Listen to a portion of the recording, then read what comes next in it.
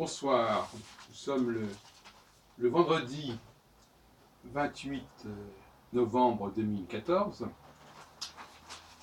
On célèbre actuellement les 40 ans de la loi autorisant l'IVG en France, qui fut défendue par Simone Veil, à la demande de Valéry Giscard d'Estaing. Je précise d'ailleurs que ça aurait très bien pu être défendu par quelqu'un d'autre. C'est une mission qu'on lui a demandée.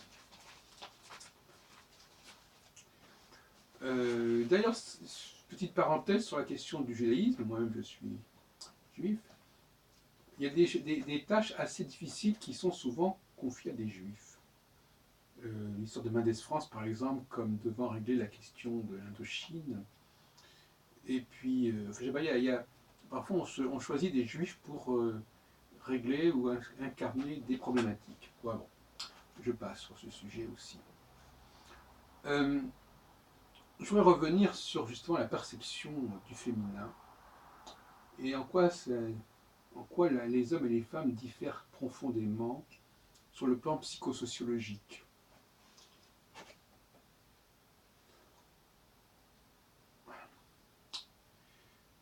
D'une certaine manière, je pourrais résumer ma pensée actuelle en disant il y a la femme et il y a les hommes. Ou bien il y a les femmes et il y a l'homme. Enfin, de toute façon, le même article, il y en a un il faut distinguer par le masculin, par le singulier ou par le pluriel, parce que quelque part, on ne peut pas les mettre tous les deux au singulier ou tous les deux au pluriel.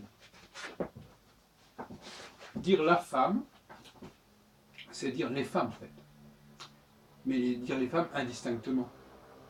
Dire les hommes, c'est quelque part dire des hommes, dire les hommes, mais chaque homme ayant son profil particulier. Donc, si vous voulez, au niveau linguistique, comme je l'ai signalé souvent, la langue ne rend pas complètement, au premier degré en tout cas, certaines significations, et ça exige un commentaire qui relève aussi du signifié quelque part, commentaire oral. Et d'ailleurs, l'oralité est primordiale de toute façon. Et celui qui parle doit pouvoir répondre de ce qu'il dit par rapport à ses auditeurs, ce qui n'est pas le cas dans l'écrit. Alors, je dirais quelque part, même si c'est une expression qui est un petit peu dure à entendre, que les femmes sont interchangeables et que, bien entendu, l'argument selon lequel s'il n'y avait pas de femmes, il n'y aurait pas d'humanité parce qu'on ne pourrait pas se reproduire, c'est un argument qui est très fort, bien évidemment. Même s'il va en quelque part à l'encontre de l'argument de l'IVG que j'ai signalé tout à l'heure. Enfin bon, c'est un autre problème encore, ça. Mais qui n'est pas complètement indifférent, parce qu'effectivement, quelque part, c'est une façon de faire la grève que d'avorter, ou de faire de la contraception. Faire la grève sur un sujet majeur. Dire la grève, de manière générale, est un concept féminin. Un individu isolé qui fait la grève, ça n'a aucun intérêt. Aucun. Ce qui est important, c'est qu'un grand nombre de personnes fassent la grève. Mais en faisant la grève en tant que groupe important, les individus qui constituent ce processus-là, ce mouvement, ils ne comptent pas en tant qu'individu. Ils comptent en tant que collectif. C'est pour ça que je dis que la grève ou l'avortement, quelque part, enfin toute forme d'arrêt de travail ou d'arrêt de fonction, d'arrêt de mission, ne fait sens qu'au niveau d'un collectif. Un peintre Picasso, qu'est-ce que vous voulez dire qu'il fasse la grève? Ça ne veut rien dire. Un individu isolé ne fait pas la grève. Un créateur isolé ne fait pas la grève. Des employés, même au plus bas degré, peuvent faire la grève et provoquer des perturbations. Donc la grève, c'est l'arme des faibles. C'est l'arme du collectif. est faible, mais l'union fait la force.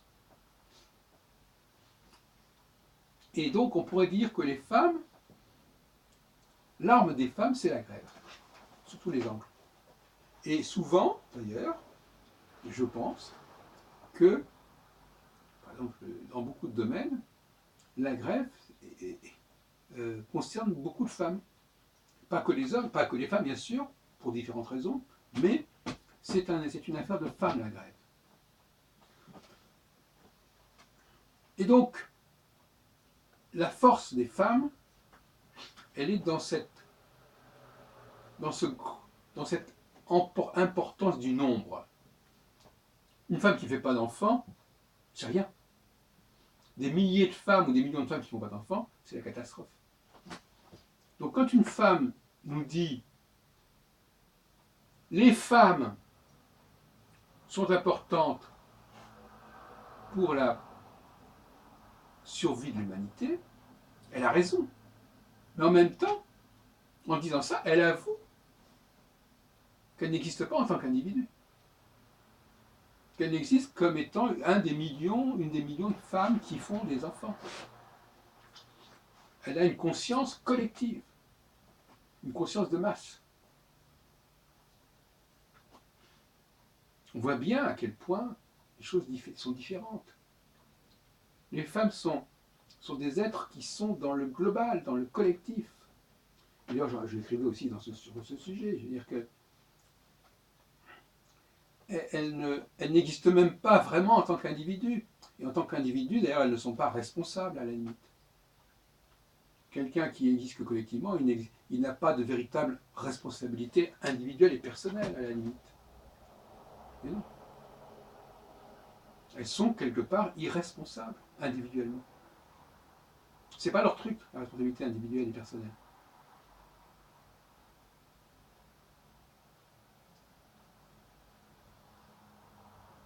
Les femmes sont là pour faire masse, pour donner à quelque chose qui est petit une grande ampleur, à donner à un individu, à une œuvre, aussi limitée soit-elle, au départ, un écho considérable.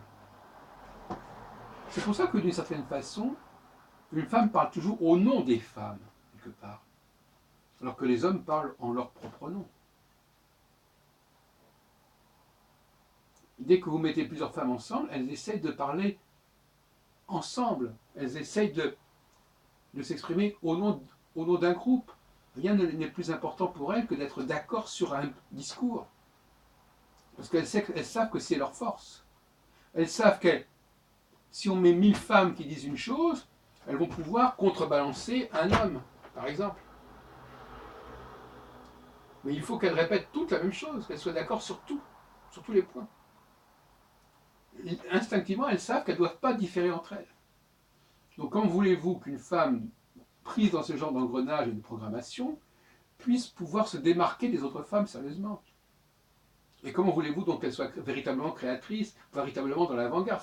C'est une contradiction dans les termes, c'est une impossibilité. Et c'est un fait que lorsqu'elles forment un couple, là, elles ont la chance de pouvoir s'individuer par le biais du couple. C'est-à-dire qu'en fin de compte, l'homme avec lequel elles vont être va leur permettre de s'individuer et de s'extraire de la masse, de la matière, je dirais presque. Cette matière informe qui est la masse.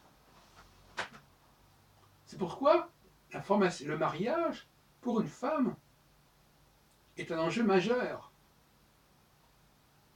Mais en même temps, il lui fait perdre conscience, quelque part, de son appartenance à, je dirais presque, un peuple, le peuple des femmes, la nation des femmes. C'est-à-dire un énorme mouvement. D'ailleurs, ce n'est pas par hasard qu'on dit le mouvement de libération des femmes.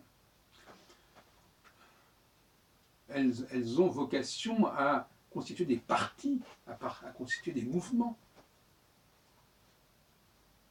qui parlent d'une seule voix. Et quelque part, il y a une forme de fascisme qui est profondément ancrée dans le psychisme féminin. Fascisme au sens de, littéralement, étymologiquement, de faisceau. Convergence. Se dire les mêmes choses, agir de la même manière, avancer d'un seul pas. L'union fait la force.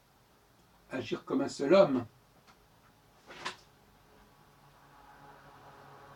Donc, en m'écoutant, vous me diriez, mais alors, c'est tellement évident ce que vous dites, ça vous paraît tellement évident, comment ça se fait que ce ne soit pas aussi clairement pris en compte?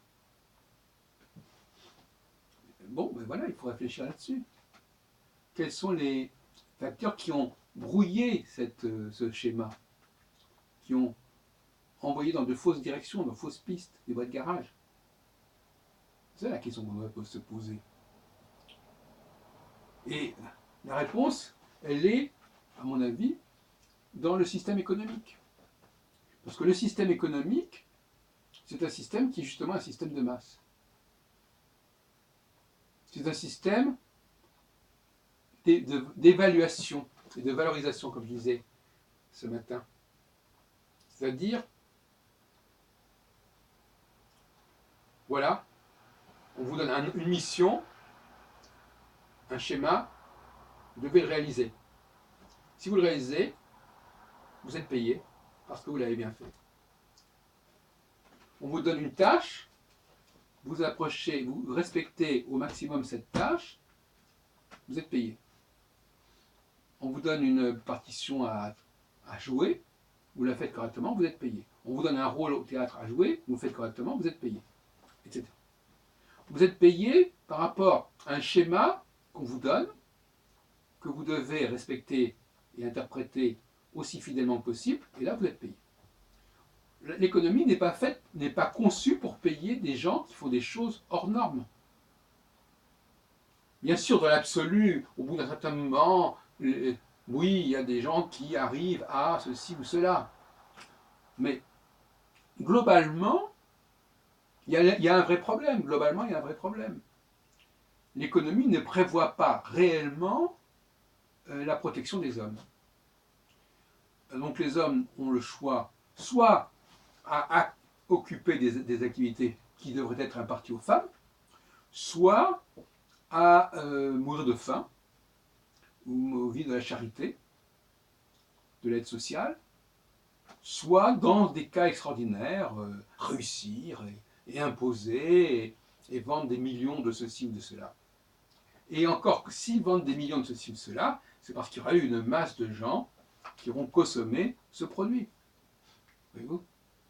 Là encore, les gens peuvent faire la grève et ne pas acheter un produit. Boycotter, comme on dit, un produit.